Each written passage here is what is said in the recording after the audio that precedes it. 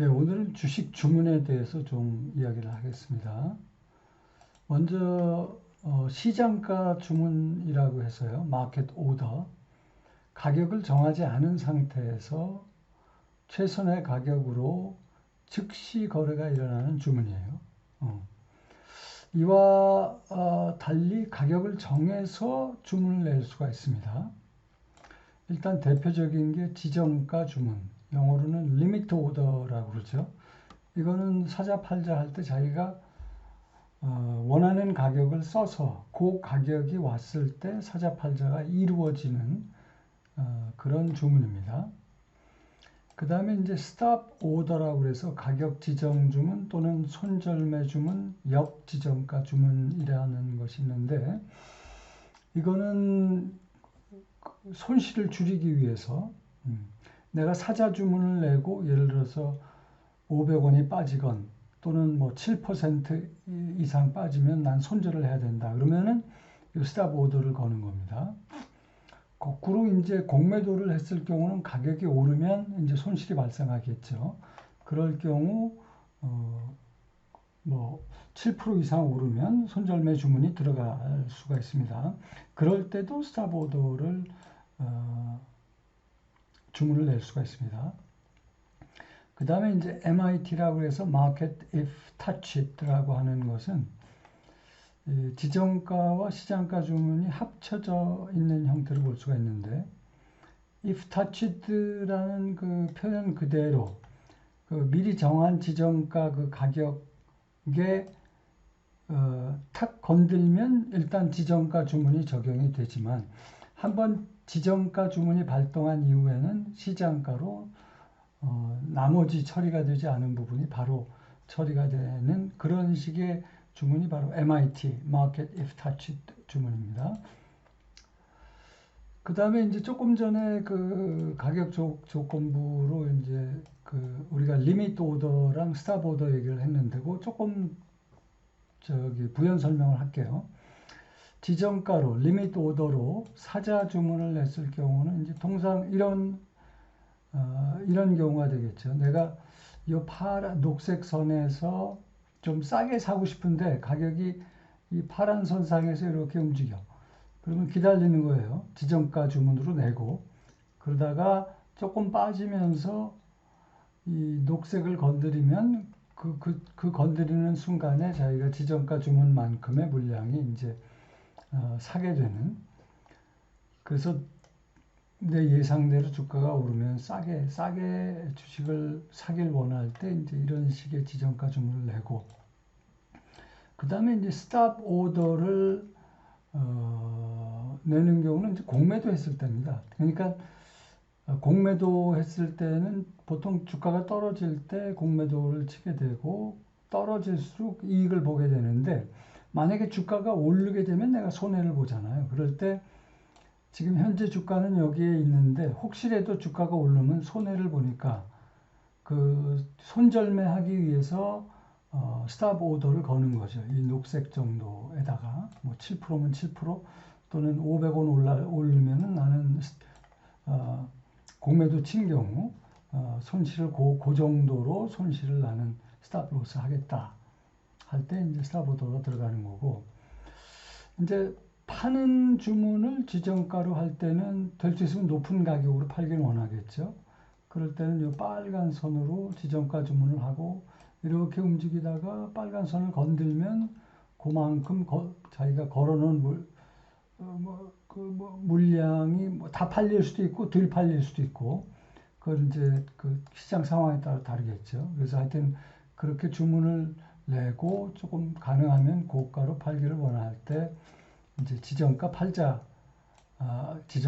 주문을 하는 거고, 그 다음에 이제 그 팔자 주문을 스탑 오더로 할 경우는 내가 주식을 사갖고 있는데 주가가 올라야지 돈을 버는데 주가가 떨어지면 손실을 볼 거 아니에요.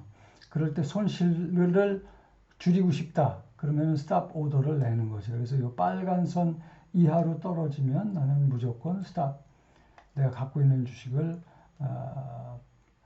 팔겠다는 거죠. 원래 이 스탑 오더는 스탑 자기가 이야기한 그 선을 건들면은 그걸 건드리는 순간 시장가 주문으로 처리가 됩니다. 그런데 이걸 스탑 오더를 건드리는 순간 시장가가 아니라 지정가로 이 경우는 파는 거고, 공매도했을 때는 스탑 오더가 사가지고선 자기 오리지널 포지션을 이제 클로즈를 하겠죠. 그럴 때 만약에 지정가 주문을 내고 싶으면은 스탑 리밋 오더를 내면 됩니다. 그 다음에 이제 조금 더 발전시킨 형태가 이제 트레일링 스탑 오더라는 게 있는데요. 이 경우는 이제 공매도를 치고 스탑 로스 하는 경우고, 이 경우는 주식을 사갖고 있을 때 손절매 하는 경우에 이제 스탑 오더인데, 트레일링 스탑 오더라고 하는 것은 일단 상승하는 거는 그대로 자기가 놔두면서, 그러다가 이게 이제 방향성이 꺾일 때 미리 퍼센테이지나 가격으로 5%가 빠지면, 또는 700원이 빠지면은 방향성을 바꿔서, 그럴 때는 나는 손절매 하겠다 할 때 이렇게 트레일링 스탑 오더를 합니다. 추적 손절매. 그 다음에 이제 OCO라는 주문은 주문이 두 개가 동시에 들어갈 수가 있고, 그때 하나의 주문이 체결이 되면 다른 하나는 자동적으로 캔슬이 되는 그런 형태의 주문을 우리가 OCO, One cancels the other의 준말이죠. OCO 주문이라고 그러고, 두 개의 주문을 동시에 집어넣고 서로 다른 조건을 준 다음에 if done이라는 주문은 그 조건이 충족될 때 각각의 주문이 그 조건에 맞게 들어간 주문이 실현되는 것이 if done 주문입니다.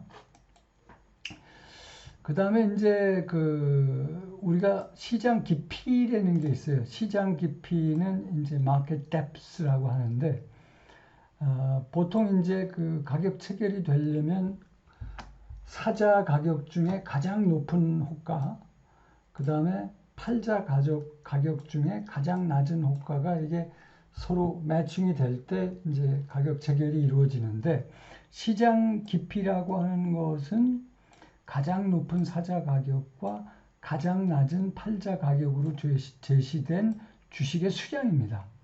그거를 시장 깊이라고 그러고, 이와 같은 시장 깊이는 유동성을 표현하는 거죠. 그런데 이제 이 경우는 미국의 예지만, 이 위에 있는 값이 이제 S&P 500 기업, 그러니까 주로 대형주를 위주로 한 S&P 500 기업이고, 이 점선으로 표현되는 것이 러셀 2000, 소형주를 위주로 한 러셀 2000 기업입니다. 근데 보면은 이게 지금 마켓 뎁스거든요. 시장 깊이. 시장 깊이가 S&P 500이 훨씬 더 크죠.